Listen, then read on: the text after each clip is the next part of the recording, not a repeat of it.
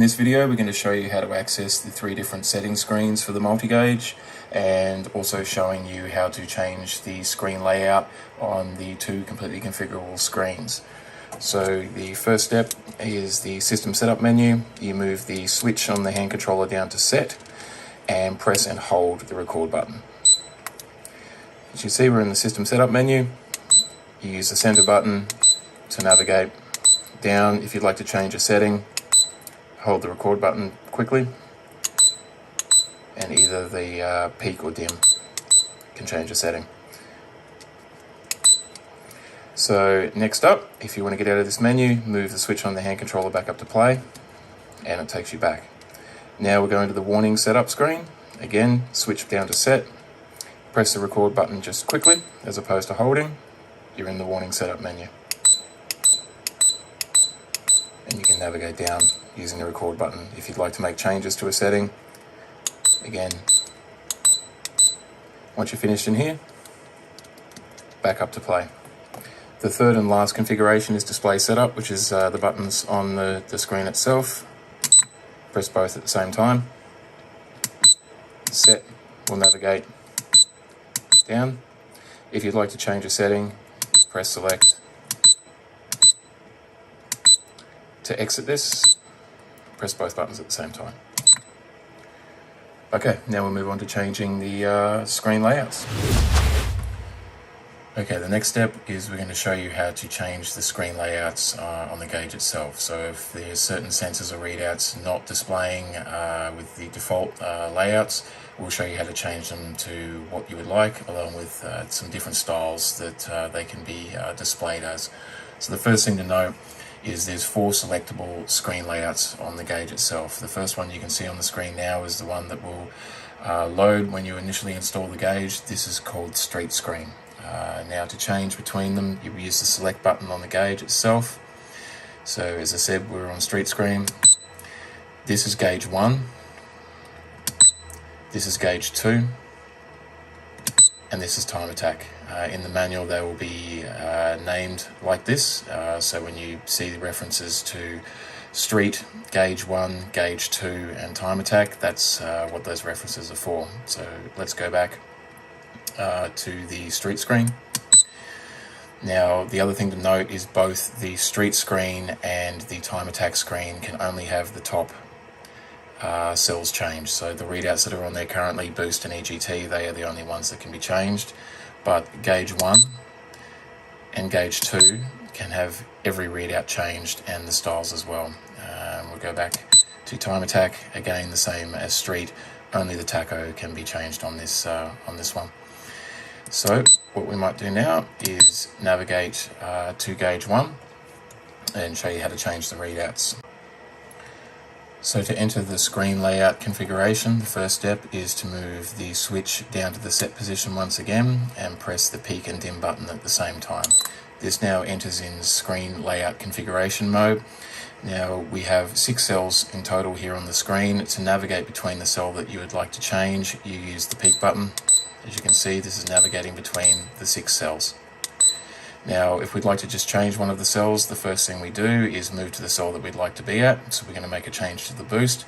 You press the record button, which enters the mode to physically change that cell, and you can use either the peak or dim button to navigate between which you would like to appear on the screen. So for this, we'll just change this to oil temp. Once you press record, that cell has now been changed, and you can navigate to the next cell that you might like to make a change to.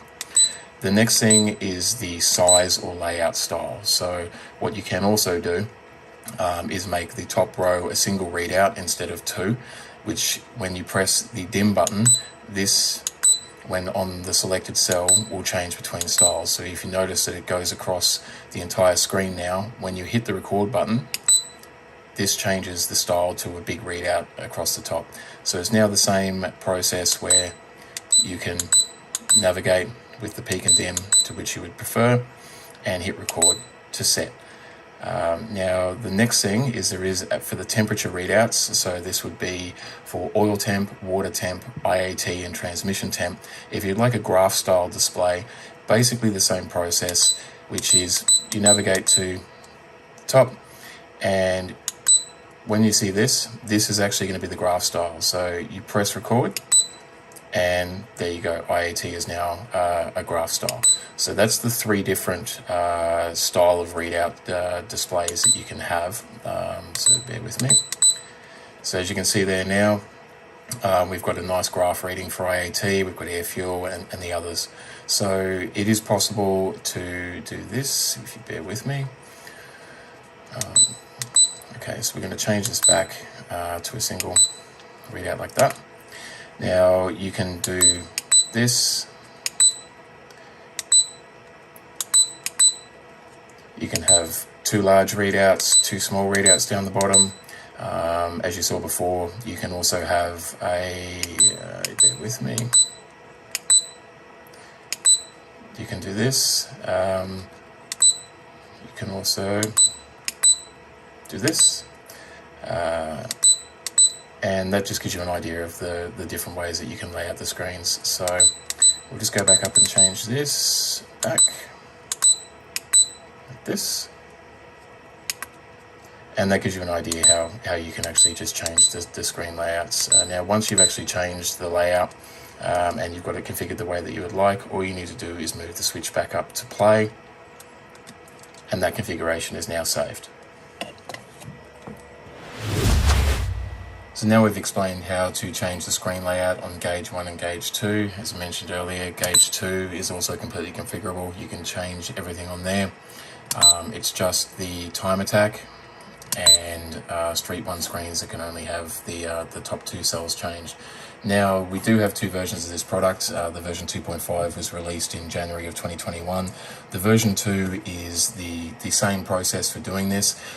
Some people, the layouts, the default layouts when you first purchase the product on the version 2 were different to what you're seeing on the screen here. The version 2.5, we arranged some of the sensors better for customers that we thought. So the best way to identify the time attack, gauge 1, gauge 2 and street screens is like this.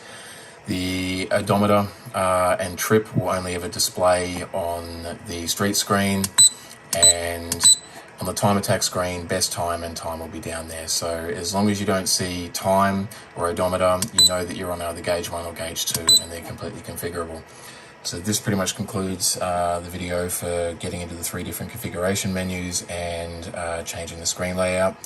Throughout the video, we've made references to the pages of the manual that you can look up for the different settings or the procedure we just showed you. So along with the video and the manual, that should pretty much get you sorted. And if there's any questions, obviously give us a call, email, Facebook at any time.